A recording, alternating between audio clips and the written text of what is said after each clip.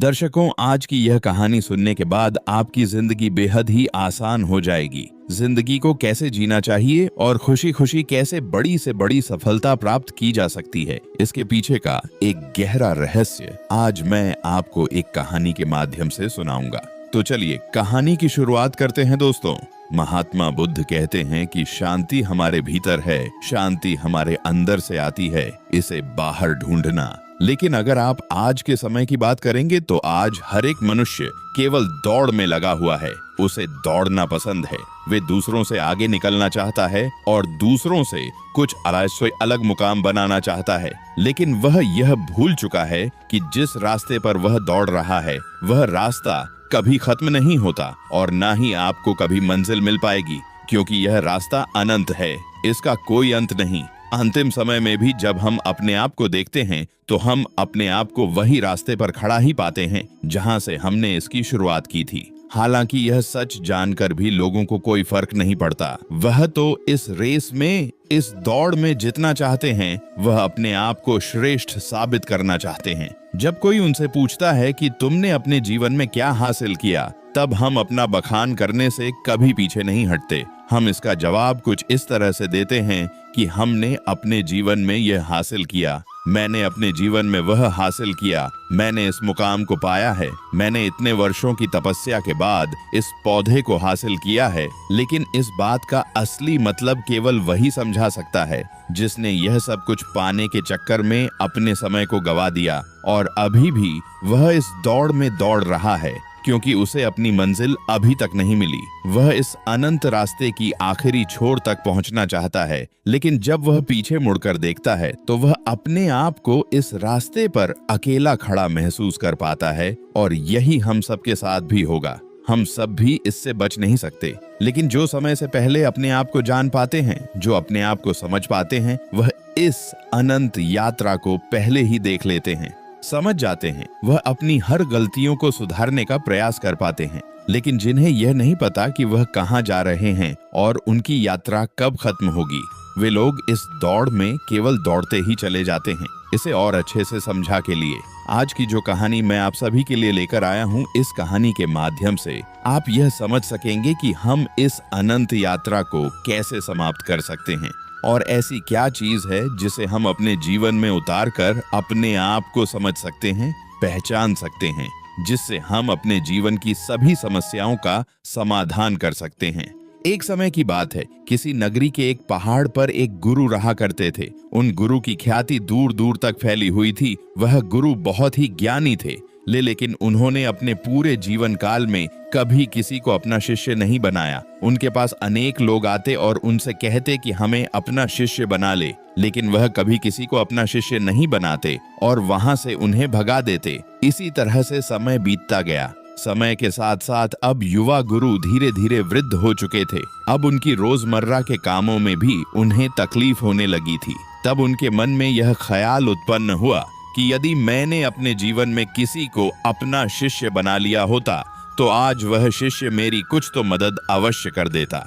लेकिन उस वक्त मैंने किसी को अपना शिष्य नहीं बनाया और अब मेरे पास कोई भी यह तक कहने नहीं आता कि है गुरुवर मुझे अपना शिष्य बना ले, क्योंकि अब उनका शिष्य कोई नहीं बनना चाहता था। सभी को यही लगता था कि वह तो पागल है और कौन उस पागल का शिष्य बनना चाहेगा। वह सभी को भगा देता है, किसी को भी अपने पास रहने नहीं देता। तभी एक दिन एक युवक अपना बोरिया बिस्तर बांधे हुए उन गुरु के पास पहुंचा और उनसे कहने लगा, हे गुरुदेव, मैंने सुना है आप बहुत ज्ञानी हैं, आपकी ख्याति दूर दूर तक फैली हुई है, लेकिन आप कभी किसी को अपना शिष्य नहीं बनाते।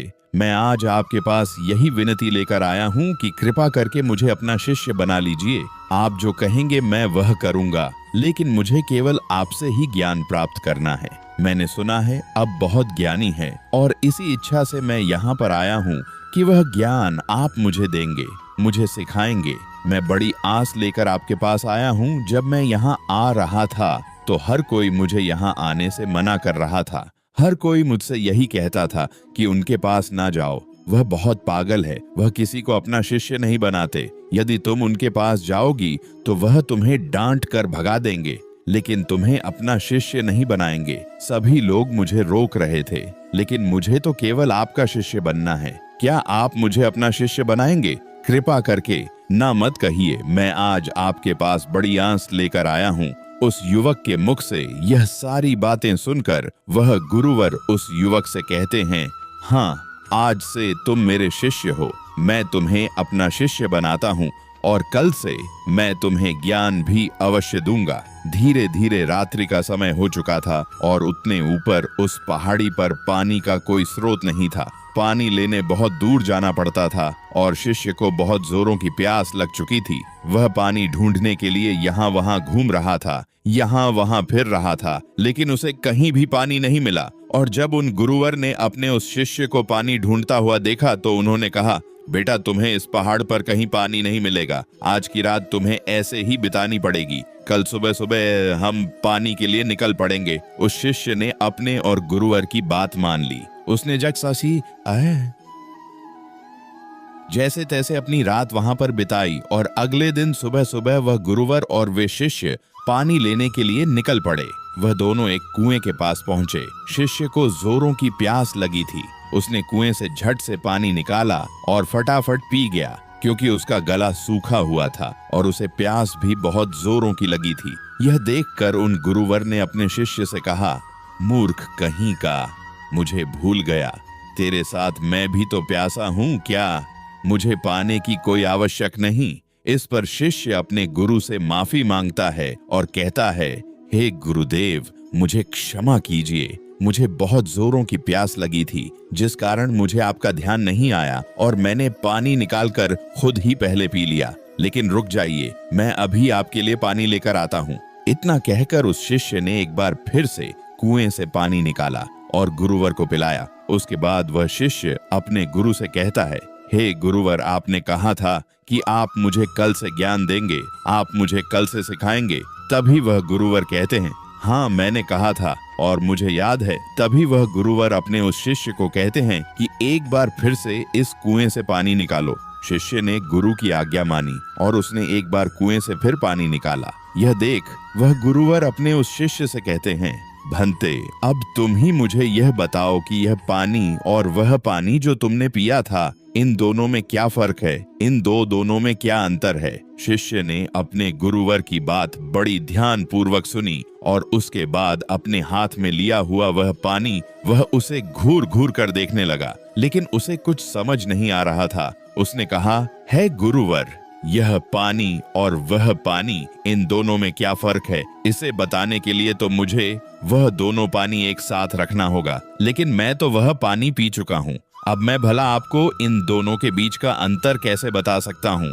कहीं आप मुझे मूर्ख तो नहीं बना रहे, क्योंकि पानी तो एक जैसा ही होता है। फिर भला पानी में कैसा भेद? शिष्य की यह बात सुनकर वह गुरु अपने शिष्य को बड़े ही ध्यान पूर्वक तौर से देखते हैं और फिर कहते, भंते, जब मनुष्य के भीतर किसी चीज की प्यास उत्पन्न होती है और वह अत्यंत गहरी होती है, तब मनुष्य उस प्यास को बुझाने के लिए, उसका निवारण करने के लिए अपनी पूरी ऊर्जा, अपनी पूरी ताकत लगा देता है और तब उसे केवल अपने प्यास बुझाने का वह स्रोत नजर आता है, वह वस्तु नजर आती है। इसके अलावा उसके आसपास और भी बहुत कुछ होता है, लेकिन उस पर उसका ध्यान नहीं जाता। जिस प्रकार तुम्हारा गला सूखा हुआ था और तुम्हें जोरों की प्यास लगी थी, तुमने कुएं से पानी निकाला और झट से पी गए। तुम्हें एक पल के लिए यह ख्याल नहीं आया कि साथ ही में तुम्हारे गुरु भी खड़े हैं और उन्हें भी जोरों की प्यास लगी हुई है। जिस प्रकार अभी तुम्हारे हाथ में यह पानी है और तुम्हारे चारों ओर भी बहुत कुछ है, लेकिन पानी भले ही वैसा ही है, इसका रंग, इसका स्वाद बिल्कुल वैसा ही है, लेकिन यह वह पानी नहीं है जिसके लिए तुम्हारे प्राण सूखे जा रहे थे। इसी कारणवश देखो, तुमने अभी भी यह पानी अपने हाथ में ही लिया हुआ है। यदि तुम्हें जोरों की प्यास लगी होती तो तुम इस पानी को भी पी गए होते बिना किसी इंतजार के। लेकिन अब यह हो सकता है कि तुम इस पानी को फेंक दो या इसे कुएं में वापस डाल दो। इस कुएं में जितना भी पानी है सब एक ही है, सबका रंग, सबका रूप, सबका स्वाद एक ही जैसा है। लेकिन यह तो हमारी मन की स्थिति के कारण हमें ये अलग अलग नजर आता है। अर्थात सब कुछ तुम्हारे भीतर परिवर्तन होता है, बाहर कुछ नहीं। अपने गुरु की यह बात सुनकर शिष्य बहुत खुश हुआ उसे बड़ी प्रसन्नता हुई। आश्रम से निकलते वक्त वह अपने साथ एक पोटली लेकर निकला था। उस पोटली में उसने लेखनी रखी थी। उसने तुरंत ही वह लेखनी निकाली और गुरु के कहे शब्दों को लिखना शुरू कर दिया। यह देखकर वह गुरुवर अपने उस शिष्य से कहते हैं, भंते, ये तुम क्या कर रहे हो? इसके जवाब में शिष्य अपने गुरुवर से कहता है गुरुवर, आपने जो कुछ भी कहा मैं उसे भूलना नहीं चाहता। ये सब मुझे सीखना है, मुझे याद करना है, जिस कारण मैं इसे लिख रहा हूँ और बाद में मैं इसे याद भी कर लूंगा। तभी तो मैं ज्ञानी बन पाऊंगा, तभी तो मैं लोगों को ज्ञान बांट सकूंगा। अन्यथा यदि मैं ही आपकी बातों को भूल गया, अपने जीवन में उसे नहीं उतार पाया, तो फिर मेरा यहाँ पर आना व्यर्थ हो जाएगा। गुरु ने अपने उस शिष्य की सारी बातें ध्यानपूर्वक सुनी और उसके बाद वह अपने शिष्य से कहते हैं, भंते, ये सब तो ठीक है, लेकिन अब चलो, आश्रम चलने का वक्त हो चुका है और फिर हमें अभी भिक्षा न के लिए भी तो जाना है। इतना कहकर वह गुरु और शिष्य वापस आश्रम की ओर लौट गए और रास्ते में ही उन्होंने भिक्षा भी मांग ली। दोनों जब आश्रम पहुंचे, उस भिक्षा का लुत्फ उठाया। रात में उसे खाकर वह लोग सो गए। अगले दिन सुबह सुबह उन गुरुवर ने अपने शिष्य को जगाया और कहा, चलो, हमें कुएं के पास फिर जाना है। इतना कहकर शिष्य और वह गुरुवर उस कुएं की ओर निकल पड़ते हैं। कुछ देर बाद जब वह कुएं के पास पहुंचते हैं तो गुरुवर अपने शिष्य से कहते हैं कि पानी निकालो। वह शिष्य अपने गुरुवर की आज्ञा का पालन करते हुए उस कुएं से थोड़ा पानी निकालता है।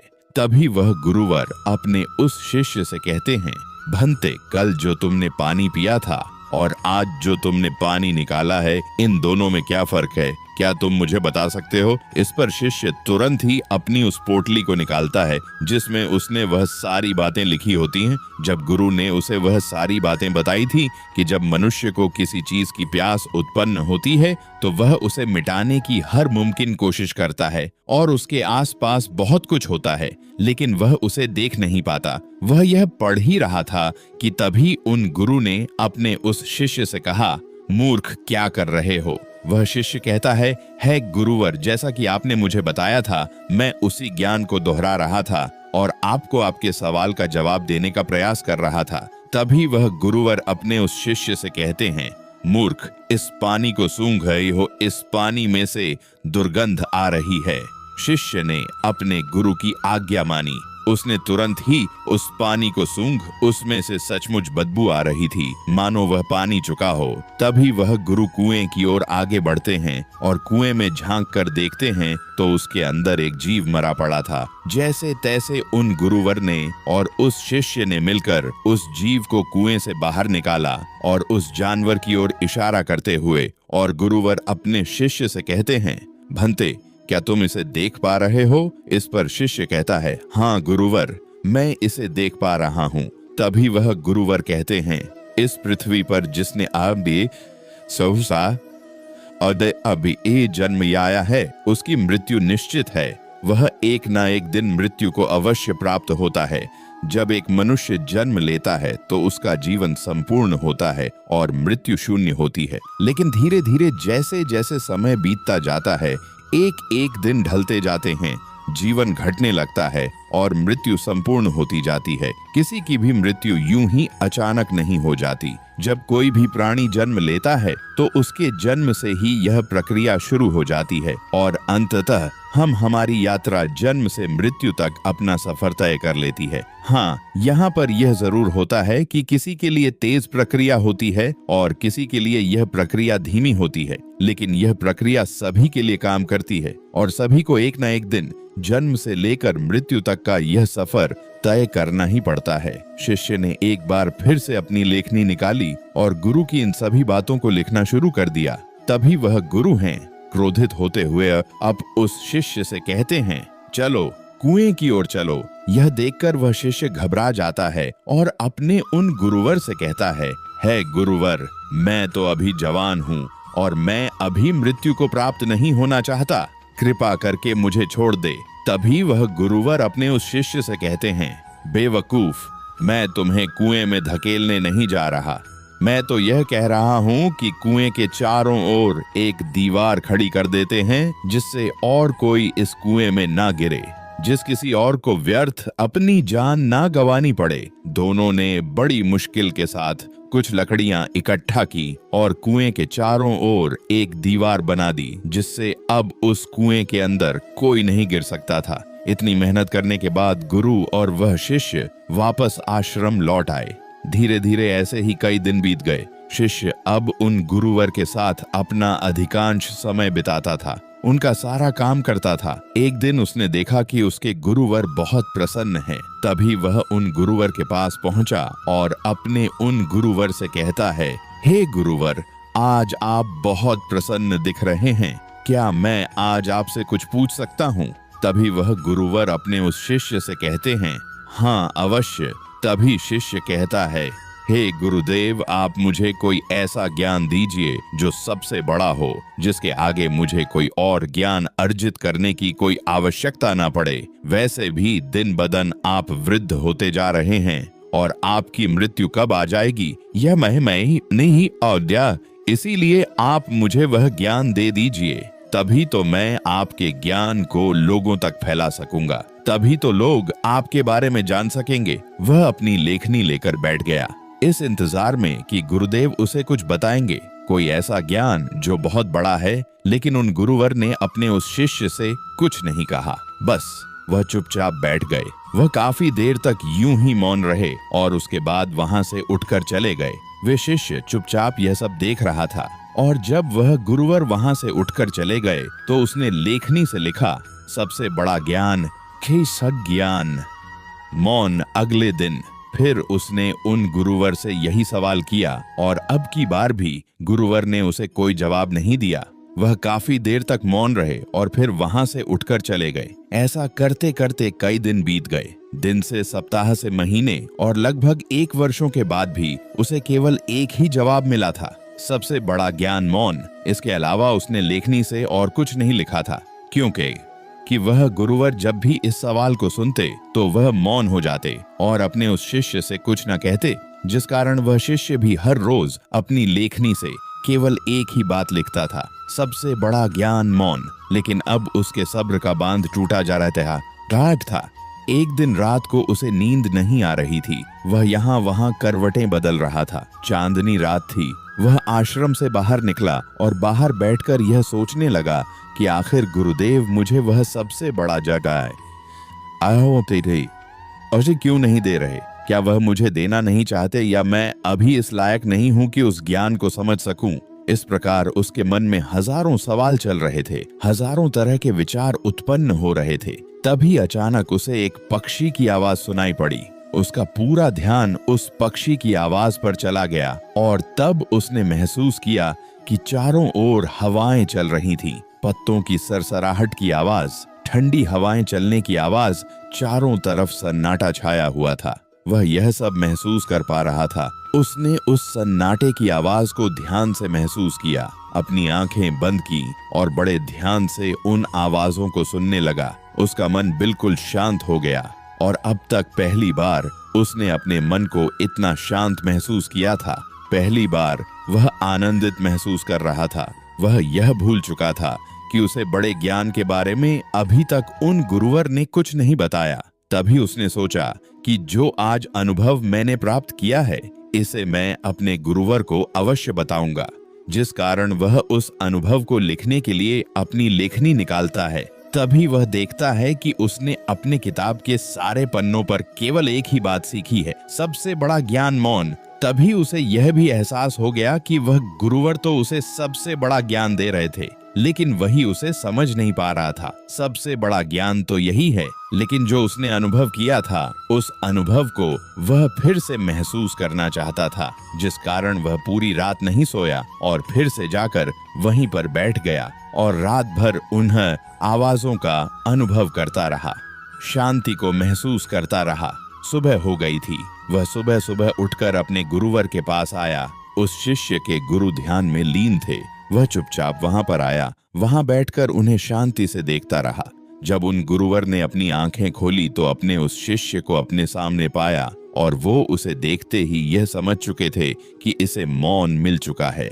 इसने शांति का एहसास कर लिया है।